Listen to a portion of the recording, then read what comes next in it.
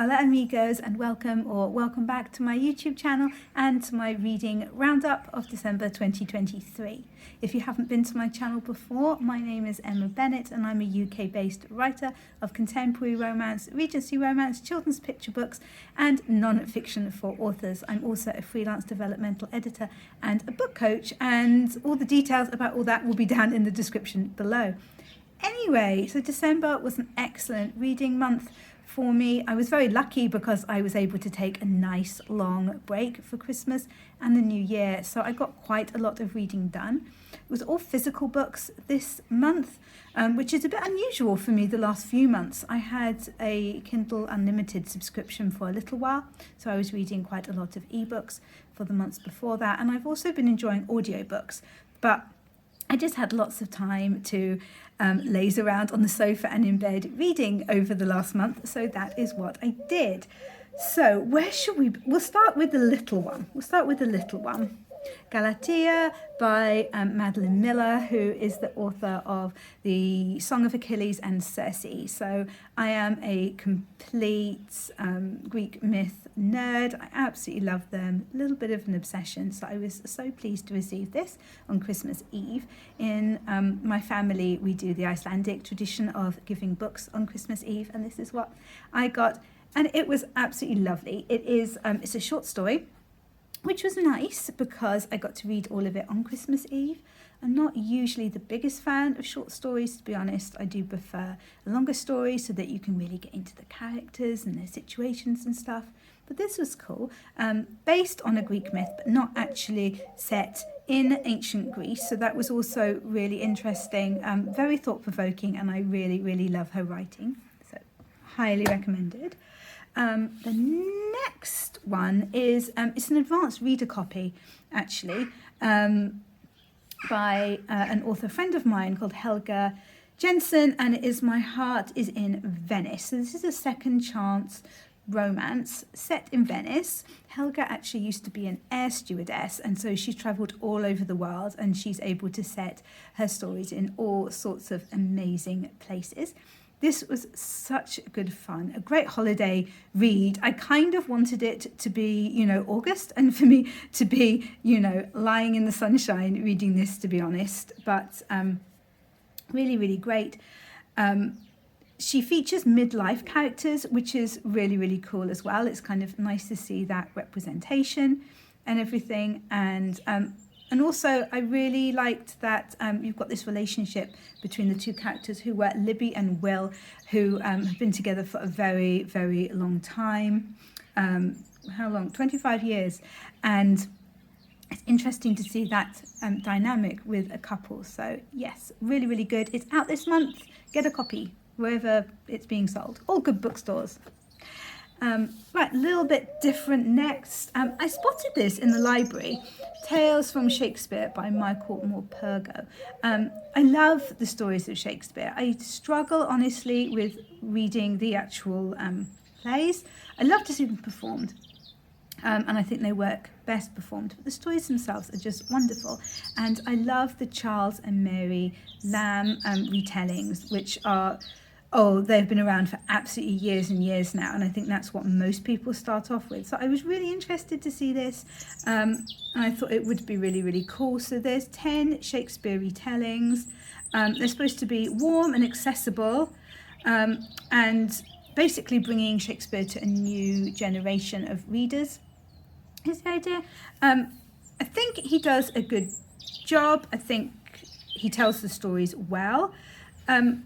I was a little bit perplexed by at least one of his choices, though, because obviously, only choosing 10 of Shakespeare's plays, there were plenty to choose from, but one of the ones that he chose was The Taming of the Shrew, which, if you know the story, it's quite problematic for modern day audiences. I mean, you've got a woman here who is starved by her husband at one point until she agrees with him and does what he wants. That's very, very hard for a modern audience to accept. And it's supposed to be, this great transformation of her character and quite comedic, but I feel that it doesn't really work for modern audiences. So I was surprised that that he chose that rather than Much Ado About Nothing was the one that I thought would be a much better choice, because that's just light and fun, and yeah, I would have thought would be a much better choice. But yeah, it's great if you've got kids who are wanting to know more Shakespeare stories. I would recommend this. I'd possibly still recommend the Charles and Mary Lamb one. It's got a wider variety of the stories in it anyway, but that does kind of look more fun, and it's got the illustrations and things. So the next book technically wasn't just read in December, it was read over the entire year, and it's The Daily Stoic. It's 366 meditations on wisdom, perseverance, and the art of living. So I did actually read a page of this every day for the year. Although, well, no, okay, I say that. Like sometimes if I went away for the night, then I'd read 2 pages the next night. But basically, I did it over the whole year.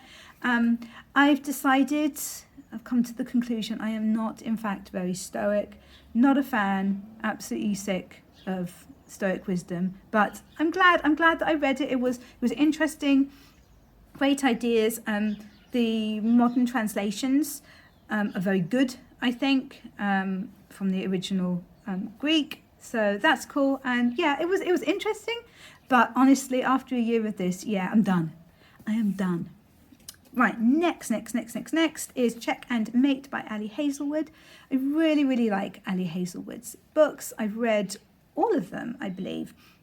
My friend actually bought this for herself and read it and liked it and offered it to me. And I was like, yeah, thank you. I was going to ask for it for Christmas anyway. It's friends like these that we need. Am I right? These are good friends. Anyway, so this is set in the world of chess. And I don't believe I've ever read a story based in the world of chess. And apparently Ali Hazelwood's editor wasn't sure about it because it's actually YA. But I'm guessing that with the popularity of the Queen's Gambit and everything, that chess is now cool again, and so they decided to go with it. I really enjoyed it. I found it hard to get into at the beginning because it's young adult. The heroine in particular is just so young, and younger than Ali Hazelwood's usual heroines. And I don't know, it's like a weird thing with me. I'm happy to read about all ages generally, and in fantasy, like if the heroine is like 17 or 18, I don't have a problem with that. That's fine. For some reason in romance it just doesn't work for me. But I was really into the story. I really enjoyed it, and I wouldn't have put it down. I got through it in just a few days, and it was brilliant. Highly recommended. Chess is cool, what can I say? I think I'll leave that one till last. Right, next is another library one. It's Sophie Kinseller's latest book, The Burnout. I did not even know this was out until Margaret Pennard, whose channel I will link down in the description below. She mentioned it in one of her videos, and I really like Sophie Kinseller, so I picked it up from the library. It was great fun. Really just light, entertaining, exactly what you want over like the holidays when you're just relaxing and things. It wasn't my favourite of her books, I don't think, although there were some very funny moments, but no character will ever beat Becky Brandon Nee Bloomwood for me from the Shopaholic series. She is just absolute perfection. But it was good. I really liked the hero. The heroine was sweet. The setting is lovely. It's set the English countryside in this crazy old hotel that's kind of falling down. It's a bit of like a Fawlty Towers affair. So yeah, recommended. And then the read of the month. I finally got around to reading Fourth Wing, people. I did. And I get it. I get the obsession. My poor husband, he had to listen to a lot about this book that he probably did not want to listen to at all. But there we go. That's what you get when you marry me. What can I say? It was brilliant. If you haven't heard about it, like, first of all, where have you been? The sequel is out now, and I need to get it. Anyway, it's set in a military academy. It's young adults, but people have dragons, and you've got these dragon riders, and they have to train to be dragon riders, and loads of them die. The romance. I was concerned that I wouldn't like it, judging by the cover. I'm not a huge fan of the cover. And, you know me, I do love the romance. And I looked at it and I was like, that doesn't look very romantic to me. What can I say? I was wrong. Awesome. Loads of action and adventure. It's so tense. It's clever. Really, it's just really cool. And the romance is awesome. And yeah, read it is all I can say. Yeah. So wasn't that a fantastic reading month? I have, as it's the 6th when I'm filming this, the 6th of January, I have already finished, I think, 2 books so far this month. But I decided to save those to talk to you about when I do the January video. And I've also really liked those. So that is something for you to look forward to. Thank you so much for joining me for this video today. I hope you enjoyed it. And if you did, make sure that you boop that like button and subscribe if you're not already, because we have a lot of fun around here. I would love if you would comment if you've read any particularly good books recently that you would recommend to me, and I will catch you in the next one.